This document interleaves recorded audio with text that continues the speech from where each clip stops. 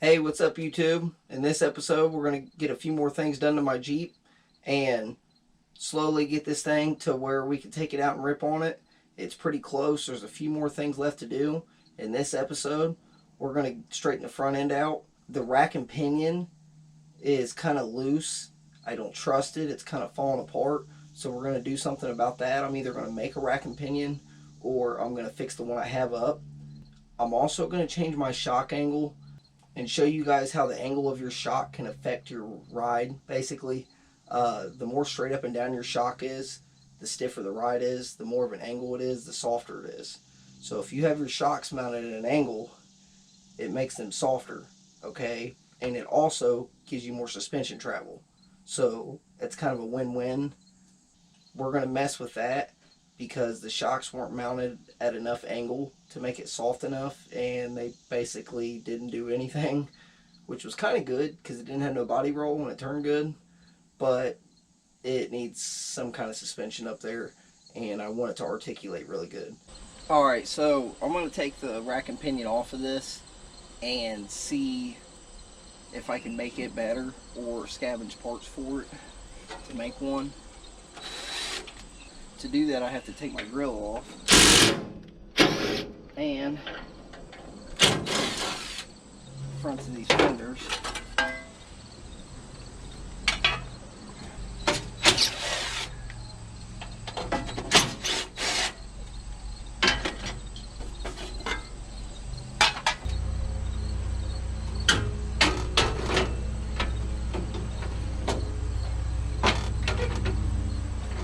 Now I'm going to try to just fold it back like this so I don't have to take my bumper and my winch off.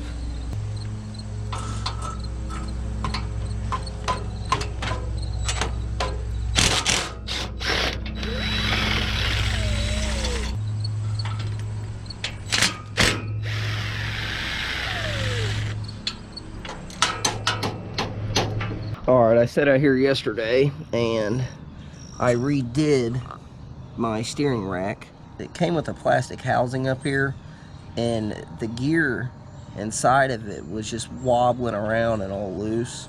So I made a housing for it. This is actually tool steel on this side. It's about a 1/2 inch thick, so it's going to take a while for that to wear out. And then I have 1/8 inch metal on this side holding the bolt. The bolt is welded on. This thing will never come apart again unless I cut it apart, but it should last a while. It is kind of tight. I got the paint drying, so I'm not going to touch it and move it. It is kind of tight when you turn it, but I wanted it tight like that because it's going to loosen up over time. So it might be a little hard to turn at first, but it should loosen up pretty quickly. I'm going to finish painting this and let it dry, and we're going to do a little more work to the front end of this thing. My shocks are way too stiff. I'll show you guys what I mean. Alright, so when I built this front end, I used shocks off the back of the Katana 600. I had one off the motorcycle that I got the engine out of, and I ordered a matching one off of eBay. And the way I got them set up right now, they're just way too stiff. This side right here compresses a little bit because the engines move that way some, so there's more weight on this side. But as you can see, like that side barely compresses. The other side, I can do that, and it's not compressing at all. That's just the tire flexing. So I'm going to cut my shock mounts and put my shocks at more of an angle, which will make them softer. The more of an angle you have your shock mounted at, the stiffer spring rate you need.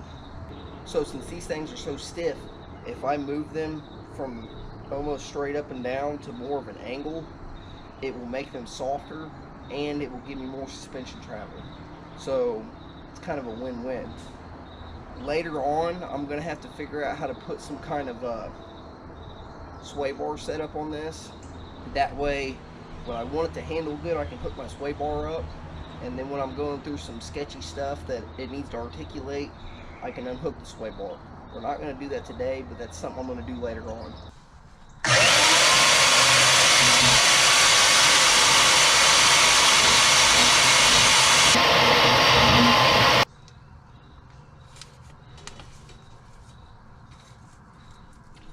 That's how I mark something square, pretty close to square. on a piece of round tubing or round stock, it's hard to run a square around it and mark it out perfectly square. But if you do that and the paper meets up good together, it makes a pretty square mark.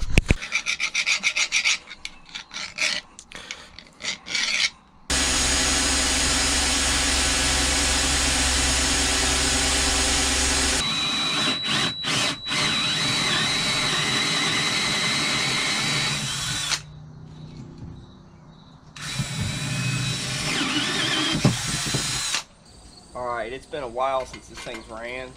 Hoping the battery's charged, and it's kind of cold natured anyways, but sure it really is, especially when it hasn't been months since it's ran. Freaking battery's dead.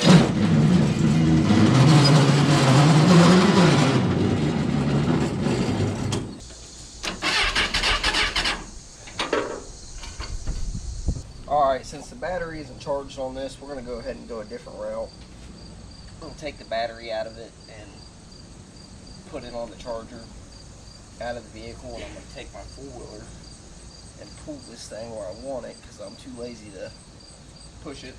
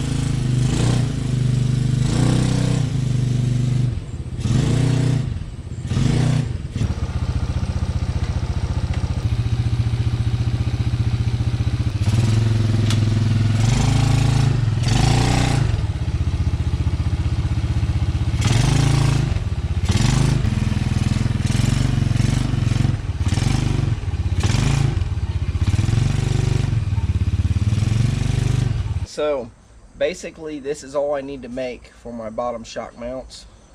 As you can see here, it's the same thing that I had before. Okay, so basically set that in there, slide my bolt through. So all I need to do is get my Jeep sitting how I want it, move this over, and basically weld this thing to the axle. It looks like I'm gonna have to set something in between it. Alright, so I have this to check and see if this thing's sitting level or not. The passenger side is actually sitting lower right now. So what I'm going to do is lower this down and move my jack over that way, because my motor's offset in here. It's set more to the passenger side, so the passenger side's heavier. So we're going to lower it down. So hopefully it sits on its own. We're going to move the jack over to the passenger side some. And we're going to try to get this thing setting level.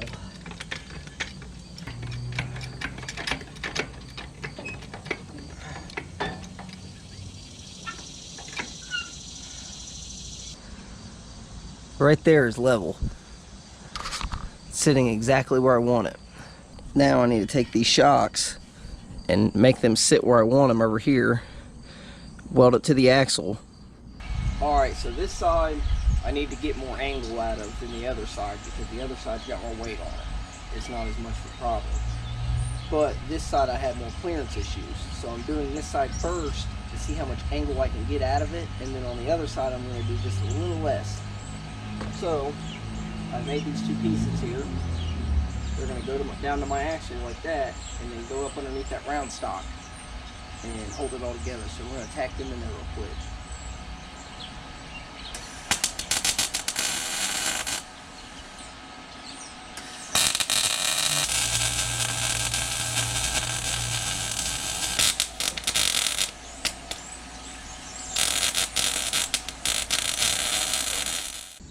I got my suspension all welded up.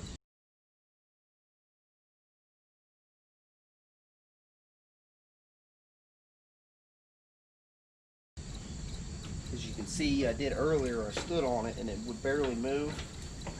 Well, now as you can see, it's not the case. It actually moves around.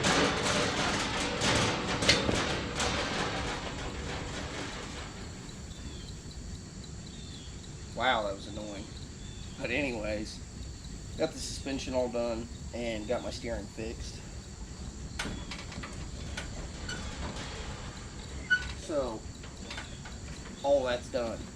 We're going to go ahead and stop this episode here. In the next one, I'm going to show you guys how I'm going to re-gear this thing. I'm going to do some work to my roll cage and figure out how we're going to get some back brakes on this.